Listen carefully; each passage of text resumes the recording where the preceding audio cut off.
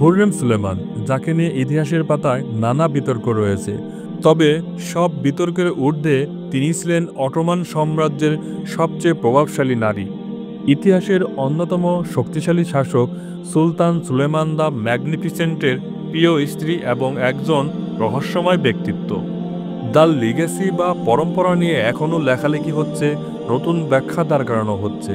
সেই সাথে তাকে নিয়ে হারানো অনেক তথ্য পুনরুদ্ধারের কাজও চলছে। হুররেম সুলতান মারা যান 1558 সালে। মৃত্যুর 400 বছরের বেশি সময় পরে এখনও এই ব্যক্তিত্ব ইতিহাসপ্রেমীদের মুগ্ধ করে চলেছে। হুররেম সুলতান, যার আরেক নাম বক্সেলানা, তিনি কেবল সম্রাটের একজন উপপত্নী বা সঙ্গিনী বা স্ত্রী ছিলেন না, বরং দাসত্ব থেকে সাম্রাজ্যের প্রভাবশালী অবস্থানের চূড়ায় ওঠার এক অসাধারণ যাত্রা পাড়ি দিয়েছিলেন তিনি। নিজেকে ভেঙে চুরে এমন এক ব্যক্তিত্বে পরিণত করেছিলেন যা ষোড়শ শতাব্দীর অটোমান রাজদরবারের রাজনৈতিক দৃশ্যপটে নতুন রূপ এনে দিয়েছিল। 1400 শতক থেকে 2000 শতকের শুরুর দিকে দক্ষিণ পূর্ব ইউরোপ, পশ্চিম এশিয়া এবং উত্তর আফ্রিকায় আধিপত্য বিস্তার করেছিল অটোমান সাম্রাজ্য, যা ইতিহাসের সবচেয়ে বড় এবং দীর্ঘস্থায়ী সাম্রাজ্যগুলোর মধ্যে একটি হিসেবে পরিচিত। অনেক ইতিহাসবিদদের মতে হুররেমের উত্থানের মধ্য দিয়ে মূলত নারীদের সালতানাতের একটি পর্ব শুরু হয়েছিল, যখন অটোমান বা উসমানীয়দের শাসনে রাজপরিবারের নারীদের নজিরবিহীন প্রভাব বিস্তার করতে দেখা গিয়েছিল। তুর্কি ভাষায় একে কাদিনিয়ার সালতানাতে বলা হতো, যার অর্থ নারীদের শাসন করার বা নেতৃত্বের জায়গায় পৌঁছানো। মূলত হুররেমের উত্থানের সাথে রাজ্যের নারীদের এমন অভূতপূর্ব প্রভাব বিস্তার শুরু হয়েছিল। অটোমান বা উসমানীয় সাম্রাজ্যে সুলতানের প্রাসাদের ভেতরে হারেম ছিল। এই হারেম হলো প্রাসাদের আলাদা একটি অংশ, যেখানে সুলতানের স্ত্রী, উপপত্নী, পরিবারের সদস্য এবং নারী দাসীরা থাকতেন। এই অটোমান হারেমে হুররেমের থাকার সময়কাল এবং তার পরবর্তী সময় বিশদের নথিভুক্ত আছে।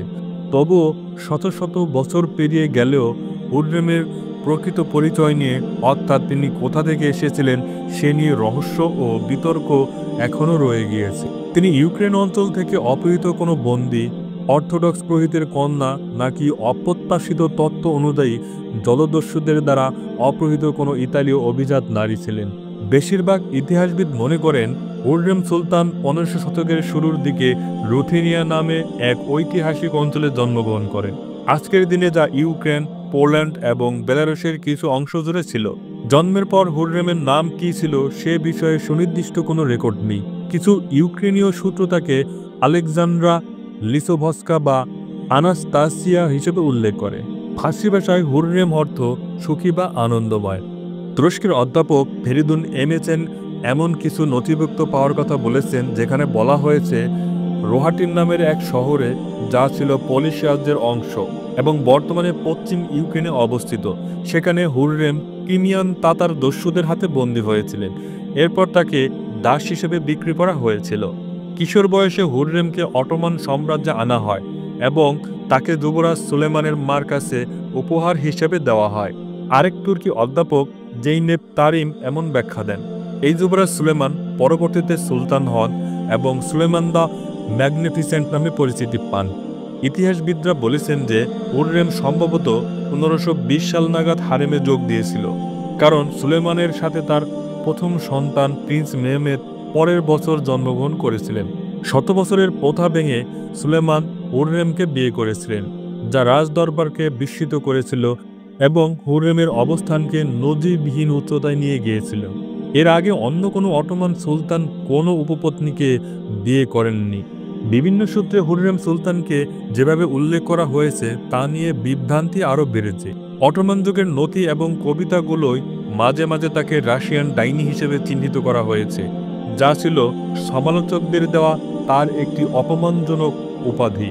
বিশেষ করে অন্য নারীর গর্ভে জন্ম নেওয়া সুলেমানের বড় ছেলে প্রিন্স মুস্তফার মৃত্যুদণ্ড কার্যকর হওয়ার পর তাকে এই এমন কটাক্ষমূলক উপাধি দেওয়া হয়। প্রিন্স মুস্তফা অটোমান সিংহাসনের প্রথম উত্তরসূরি ছিলেন।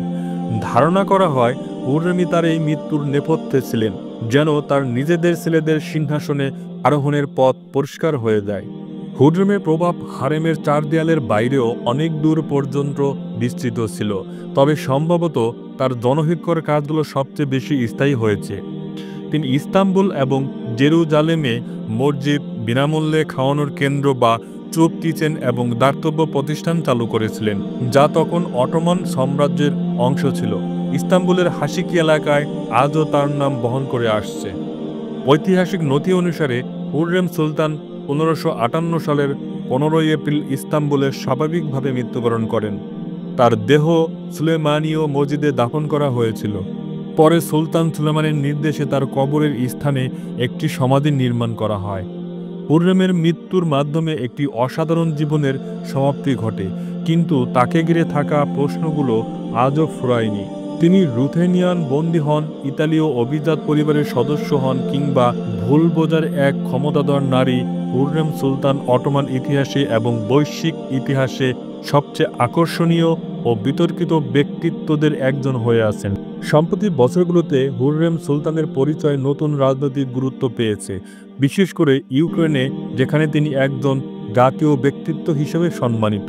তার সম্মানে তার কথিত জন্মস্থানে রোহাতিনে ভাস্কর্য রয়েছে এবং বর্তমানে রাশিয়া অধিকৃত মারিউপোল শহরের একটি মসজিদে সুলেমানের নামের পাশে তার নাম রয়েছে। 2019 সালে আঙ্কারায় ইউক্রেনীয় দূতাবাসের অনুরোধে ইস্তাম্বুলের সুলেমানীয় মসজিদ কমপ্লেক্সে হুররেমের কবরের শিলালিপি থেকে তার রাশিয়ান বংশোদ্ভূত সংক্রান্ত তথ্য তুলে ফেলা হয়। আপডেট করা শিলালিপিটি এখন তার ইউক্রেনীয় ঐতিহ্যকে তুলে ধরা হয়েছে, যার মাধ্যমে ধারণা পাওয়া যায় যে আধুনিক ভূরাজনৈতিক প্রেক্ষাপটে হুররেমের উত্তরাধিকার কতটা গুরুত্ব বহন করে।